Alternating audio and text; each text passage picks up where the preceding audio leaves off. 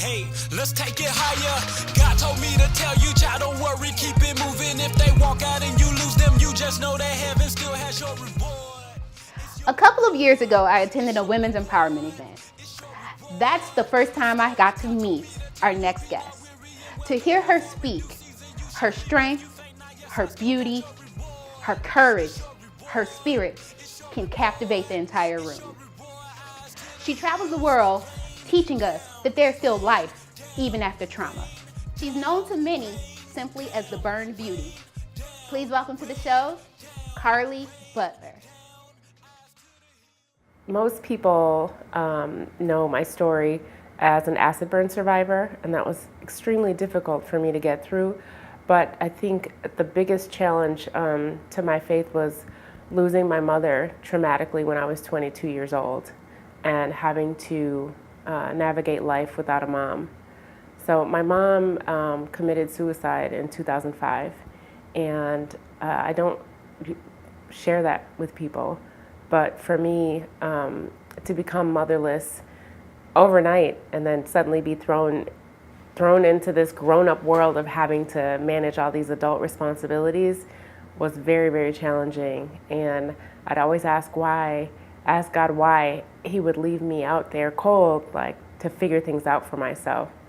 So losing her was definitely the most difficult thing for me.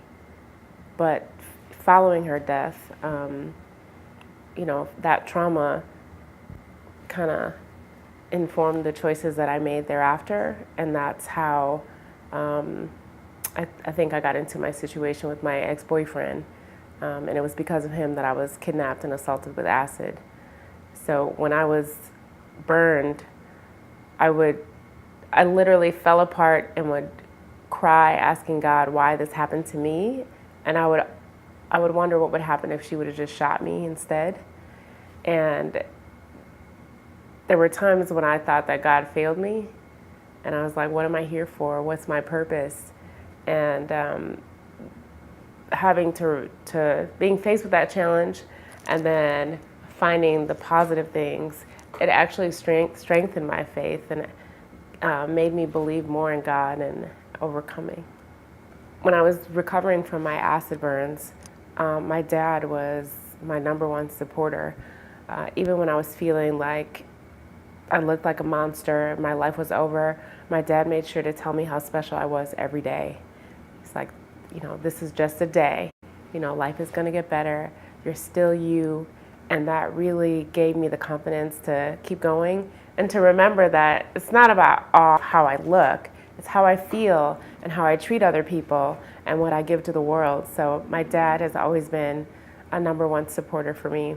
And then I would say too, when I was healing from my acid burns, I started running.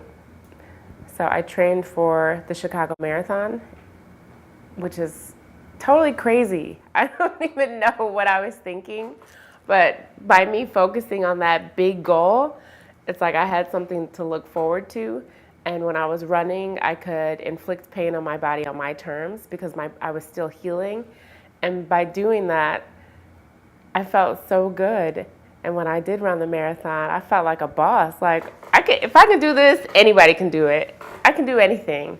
And that was incredibly healing for me, physically and emotionally. I never imagined that this would be my life.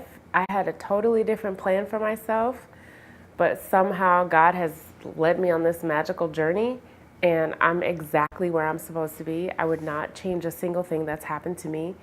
And sometimes I'm like, really, do I really mean that? And I do, absolutely. So now I get to use these scars, right, that are my reminder that I'm still here, to encourage other people, inspire them, educate people.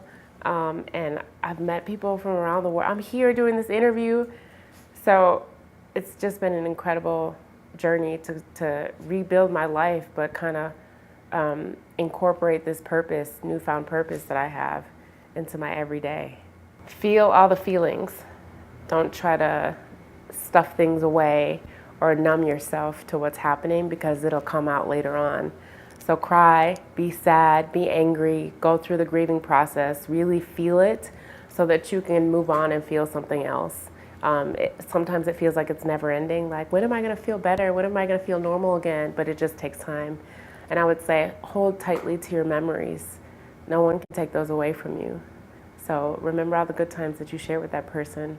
And every time you have another milestone in life, you'll think of those memories and those moments, and they'll stay with you. Just say, I got it. It's mine.